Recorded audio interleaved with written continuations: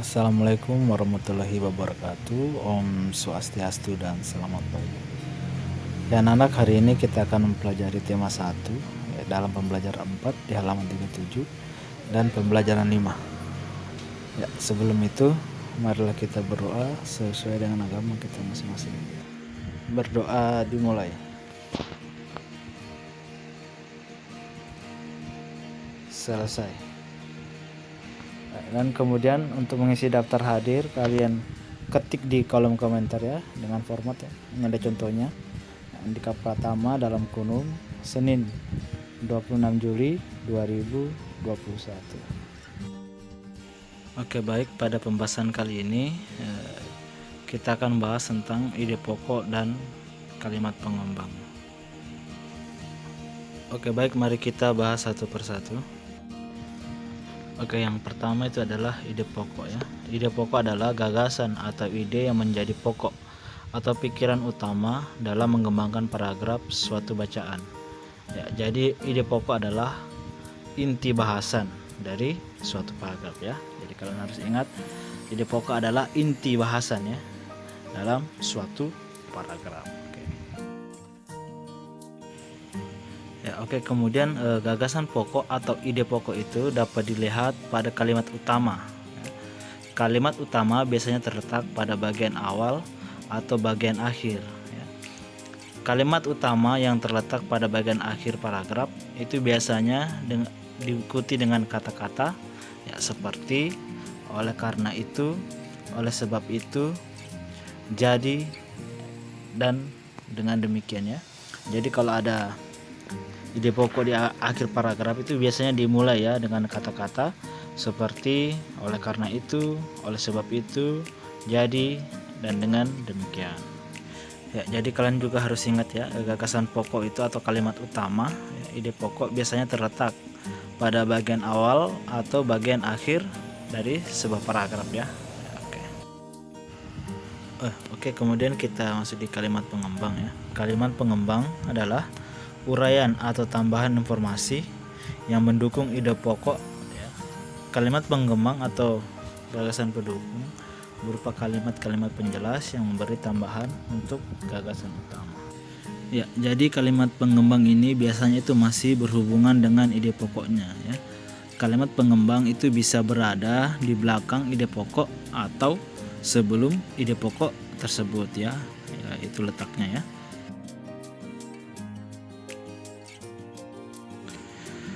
Oke, kemudian ini ada contoh di halaman 37 paragraf pertama ya.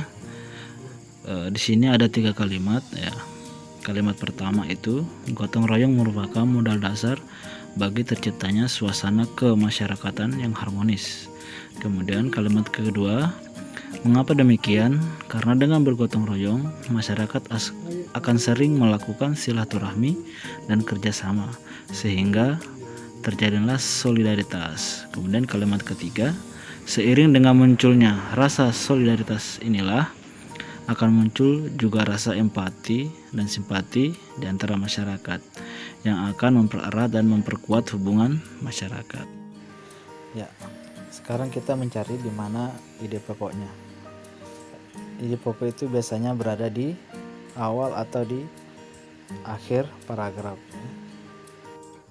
Seperti yang kita ketahui, ide pokok adalah inti bahasannya yang terdapat dalam suatu paragraf ya, yang terletak di awal atau di akhir paragraf ya. Menjadi ide pokoknya adalah ya, yang di awal paragraf.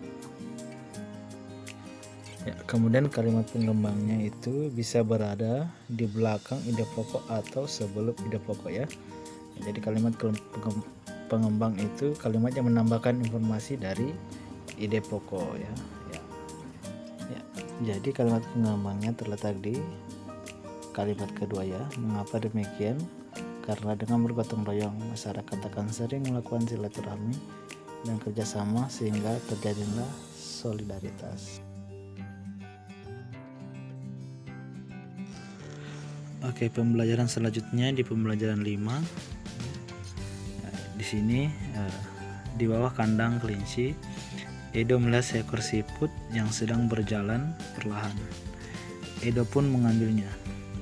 Kelinci dan siput sama-sama hewan, tetapi gerakannya kok berbeda?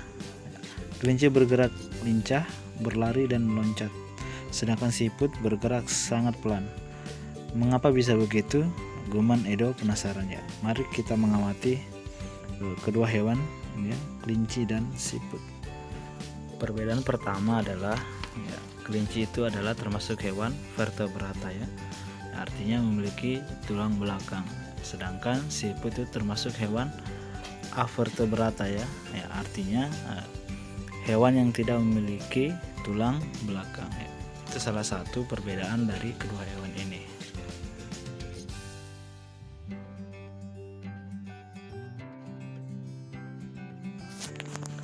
Kemudian ini ada tugas untuk kalian, itu tugas pertama itu di halaman 38 dan 39.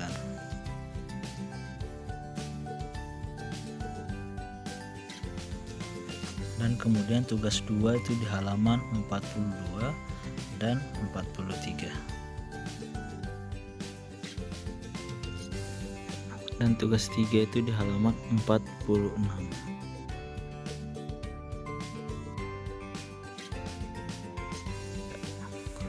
Dan kemudian batas kumpul tugas itu sampai hari Selasa tanggal 27 Juli 2021 ya.